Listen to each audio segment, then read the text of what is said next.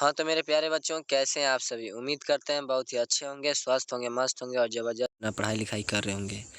मैं आनंद सर अपने प्यारे से प्लेटफ़ॉर्म आदर्श ऑनलाइन क्लासेस में आप सभी का स्वागत करता हूं और आज हम लोग का इतिहास का दूसरा डेमो क्लास है। आप लोग चैप्टर नंबर 1 पढ़ रहे हैं इतिहास में, जिसका नाम है यूरोप में राष्ट्रवाद। हम लोगों ने कुछ टॉपिक कल के थ्रू में डिस्कस कर चुके हैं, जैसे हमें इतिहास के बारे में जानकारी, जैसे हम लोग इतिहास पढ़ रहे हैं तो इतिहास का डेफिनेशन के बारे में और उसके पिता और वो कहाँ के निवासी थे इनके बारे में, राष्ट्रवाद के बारे में, और कल एक क्रांति के बारे में हम लोग पढ़े थे जो 1789 क्रांति का मुख्य कारण क्या था, मतलब पढ़े थे हम लोग। और उसके बाद 1789 के बाद किए गए कुल कामों के बारे में पढ़ा था। आज हम लोग कुछ इम्पोर्टेंट टॉपिक के बारे में जान लेते हैं, जैसे में सामंतवाद। जैसे में क्या है सामंतवाद। सामंतवाद का मतलब ये होता है कि वैसी शासन प्रणाली जिसमें सामंतों और जमींदारों सामंतों या जमींदारों को किसानों से ज़्यादा अधिकार दिया जाता है उसे सामंतवाद कहते हैं। जिसे क्या कहते हैं? सामंतवाद कहते हैं। सामंतवाद का मतलब आप लोग वैसी शासन प्रणाली जिसमें सामंतों और जमींदारों को, जमींदार मतलब जितने अधिक जमीन वाले व्यक्ति होंगे, सामंत मतलब क्या होता है? पुजारी। ये आपका क्या है? आज हमारा तबीयत खराब है, सर्दी जुकाम बुखार आया है, तो इसके वजह से थोड़ा गला में फंस रहा है, ठीक है? तो आप लोग ध्यान दीजिए अच्छे से। सामंत और जमींदारों को किसानों से ज़्यादा अधिकार दिया जाता है, ठीक है, जिसे सामंतवाद कहते हैं। अब आगे अगला टॉपिक क्या है हम लोग का? मध्यम वर्ग। मध्यम वर्ग से आप क्या समझते हैं कि समाज में रहने वाले वैसे लोग जो अपना जीवन निर्वाह छोटे छोटे व्यापार और नौकरियों के माध्यम से करते हैं, ठीक है, उससे मध्यम वर्ग कहते हैं। मतलब छोटे छोटे जो व्यापार करेंगे, जैसे छोटे छोटे व्यापार मान लीजिए मुर्गी पालन, मछली पालन, खेती गृहस्थी, ये सब क्या हो गया? छोटे छोटे काम हो गया। और सरकारी नौकरी पे डिपेंड ही रहना क्या कहलाता है? मध्यम वर्ग कहलाते हैं। अगला क्वेश्चन है हम लोग का सर्वहारा वर्ग से आप क्या समझते हैं? तो कहने का मतलब समाज में रहने वाले वैसे लोग, इसका उत्तर ऐसे लिखिएगा, समाज में रहने वाले वैसे लोग जिसमें गरीबी किसान मजदूर शामिल होते हैं। मतलब गरीब और किसान मजदूर शामिल होते हैं, उसे क्या कहते हैं? सर्वहारा वर्ग कहते हैं। जिसके पास पूंजी की अभाव होता है, क्या होता है? अभाव होता है, तथा जिसकी दयनीय स्थिति होती है, उसे क्या कहेंगे हम लोग? सर्वहारा वर्ग। अब फिर हम लोग यहाँ पे देख लेते हैं क्या? साम्राज्यवाद का मतलब क्या होता है? आप लोग ये समझ लीजिए। समाजवाद हेडिंग क्या है? समाजवाद। तो इसका हम लोग देखेंगे, जब कोई बड़ा देश किसी छोटे देश पे जबरदस्ती अधिकार जमा लेता है या कर लेता है, उसे साम्राज्यवाद कहते हैं। जबरदस्ती मतलब उस देश पे कुछ उसका हक नहीं है, लेकिन तब पर भी जबरदस्ती उसको अपने और ही कब्जा कर लेता है, उसे क्या कहेंगे हम लोग? समाजवाद कहेंगे। अब हम लोग अगला देख लेते हैं क्या? Napoleon Bonaparte. अगला टॉपिक हम लोग क्या है? नेपोलियन बोनापार्ट से समझने से पहले आगे हम लोग 1789 क्रांति का मुख्य कारण पढ़े थे, जिसका क्या था? लुई सुल्हावा था। लुई सुल्हावा डाकू शासक था। उस समय क्या था? ये सर्दी जुकाम बुखार आ गया, इसकी वजह से थोड़ा दिक्कत, तबीयत सही रही है हमारा। तो कहने का मतलब यहाँ पे देख लीजिए कि उस समय क्या था? सेनापति था। कहने का मतलब नेपोलियन बोनापार्ट के बारे में हम लोग जिक्र पढ़ रहे हैं, तो यहाँ पे हम लोग देखिए नेपोलियन बोनापार्ट यही शख्स है, इसको देख लीजिए ध्यान से, और वो लुई सुल्हावा था। इसका जन्म कब हुआ था? 15 अगस्त 1769 ईस्वी को। 1769 ईस्वी को याद रखिएगा। इसका बचपन का नाम था नेपोलियन दी बोनापार्ट। फ्रांस की क्रांति में सेनापति के रूप में काम कर रहा था। जो फ्रांस की क्रांति हुई थी 1789 की क्रांति, उसमें क्या था? सेनापति था। और इतिहास में नेपोलियन को विश्व के सबसे महान सेनापतियों में गिना जाता है। यानी कि विश्व का सेनापति कौन है? तो नेपोलियन बोनापार्ट है। यहाँ से ऑब्जेक्टिव पूछता है। 1789 ईस्वी में फ्रांस की राजनीतिक में प्रवेश किया। फ्रांस का जो राजनीतिक सत्ता थी उसमें प्रवेश कब किया? 1789 में प्रवेश किया। ये कौन? Napoleon Bonaparte. अगला क्वेश्चन है, 18 मई 1804 को वह सम्राट बन गया। फ्रांस का सम्राट कब बना हो? 18 मई 1804 को यह अपना एक अलग कानून बनाया जिसे नेपोलियन संहिता के नाम से जाना जाता है। नेपोलियन संहिता के नाम से जाना जाता है किसको? ये जो कानून बनाया नेपोलियन बोनापार्ट उसके वजह से, ठीक है। ये हमारा क्या हो गया? नेपोलियन बोनापार्ट का मतलब जीवनी हो गया, आप लोग याद कर लीजिएगा। देखिए इसका जन्म ट्रिक से एक याद रख सकते हैं आप लोग कि 15 अगस्त को दिन तो हमारा क्या हुआ था? देश आज़ाद हुआ था। 15 अगस्त के दिन देश आज़ाद हुआ था। लेकिन अगर जब अब गांधी जी का जन्म देखते हैं कि जिसको गांधी जी का जन्म याद है 2 अक्टूबर 1869 को उनका जन्म हुआ था गांधी जी का। तो गांधी जी का डायरेक्ट 100 साल पहले चल जाइए, वहाँ पे 1800 की जगह पे 1769 हो गया। तो ये नेपोलियन बोनापार्ट का जन्म कब हुआ था? गांधी जी के 100 साल जीवन से पहले। इससे आप लोग याद रखिएगा। अब हम लोग देखते हैं कि नेपोलियन द्वारा किए गए काम या राष्ट्रवाद के प्रसार में नेपोलियन बोनापार्ट का योगदान। ये क्वेश्चन पूछा है, क्वेश्चन नहीं एक टॉपिक है, मतलब नेपोलियन के द्वारा किए गए कुछ कामों को लिखिए, यहाँ से टॉपिक बनता है। तो यहाँ पे हम लोग देख लेते हैं कि पहला क्या है, पहला काम ये क्या किया है। यहाँ पे पहला काम क्या किया है कि विशेष अधिकार को समाप्त कर दिया। विशेष अधिकार जो थे उनको क्या कर दिया? वो समाप्त कर दिया, ठीक है। विशेष अधिकार जो थे उनको क्या कर दिया? समाप्त कर दिया। विशेषाधिकार यानी कि जो सबंतों लोग को विशेष अधिकार दिया गया था उन लोग को समाप्त कर दिया गया। यातायात के साधन को, दूसरा का क्या है? पहल का हम लोग क्या था? ये पहला हम लोग क्या था? विशेष अधिकार को समाप्त कर दिया गया। दूसरा का क्या है कि यातायात के साधन को सुगम और सस्ता कर दिया। सुगम मतलब अच्छा, सस्ता मतलब भी, सुगम मतलब एकदम आसान, सस्ता मतलब सबसे अच्छा।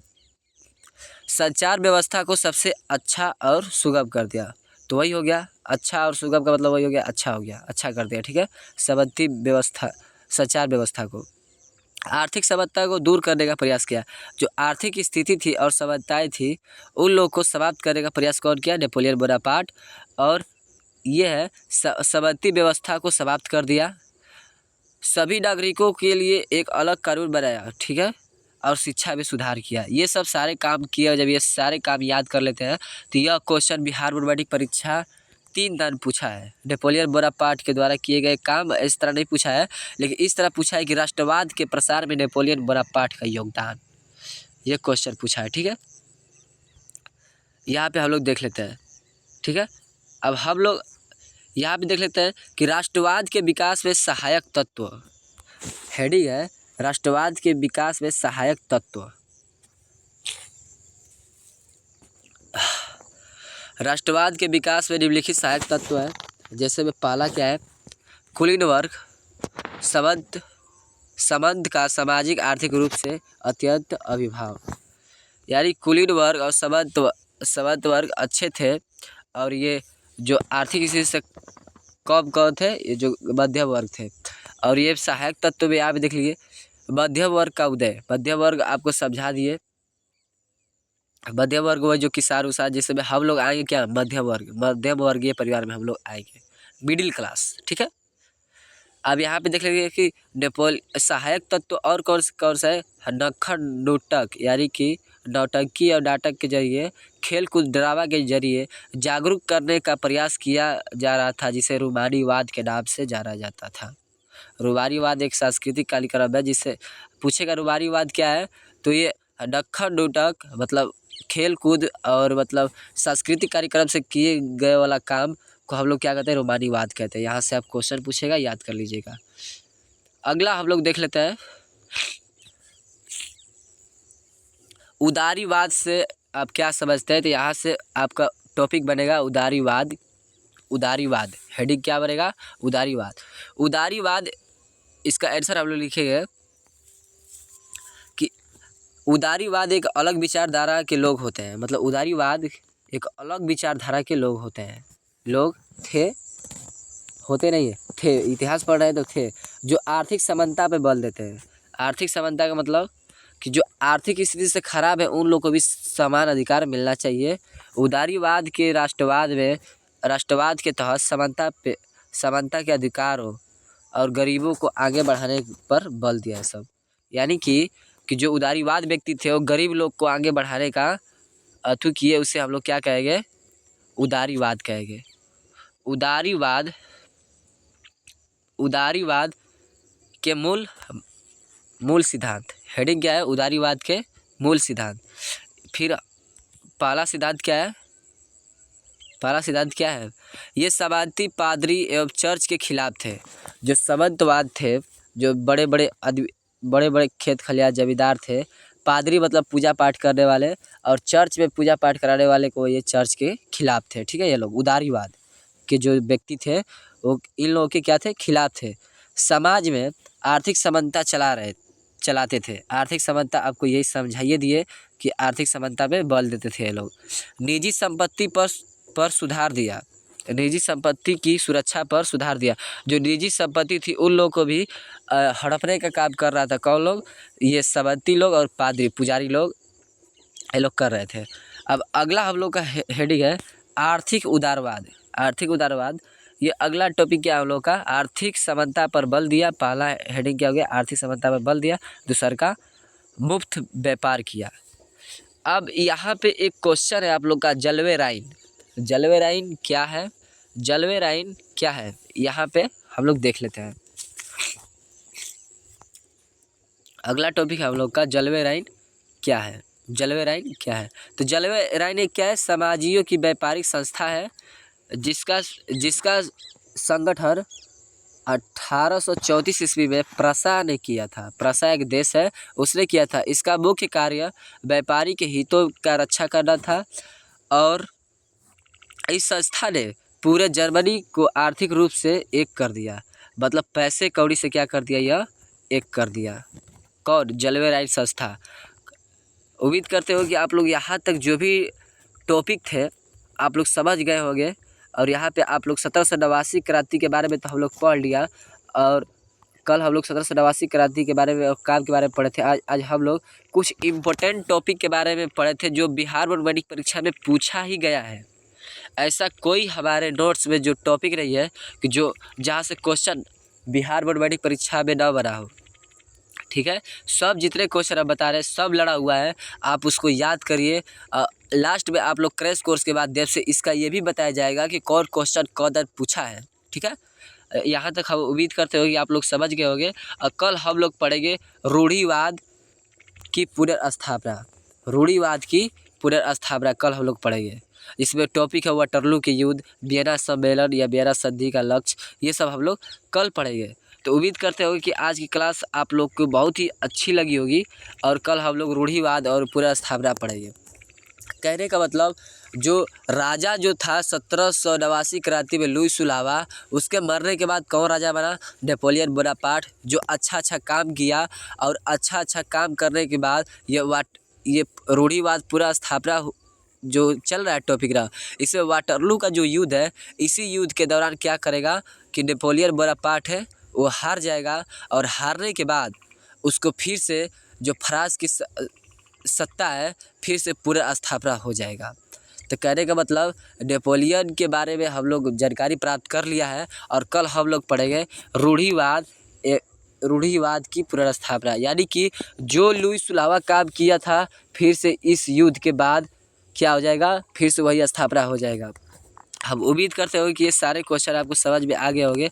और जो बच्चे टेलीग्राम ज्वाइन नहीं किए हैं, या व्हाट्सएप चैनल फॉलो नहीं किए हैं, या आप व्हाट्सएप ग्रुप में नहीं जुड़े हैं, तो हम उम्मीद करेंगे कि आप लोग 74 93 86 46 87 पर कॉल या व्हाट्सएप करके जोड़ने का प्रयास करेंगे, क्योंकि आप लोग का आखिरी उम्मीद अब चल रहा है।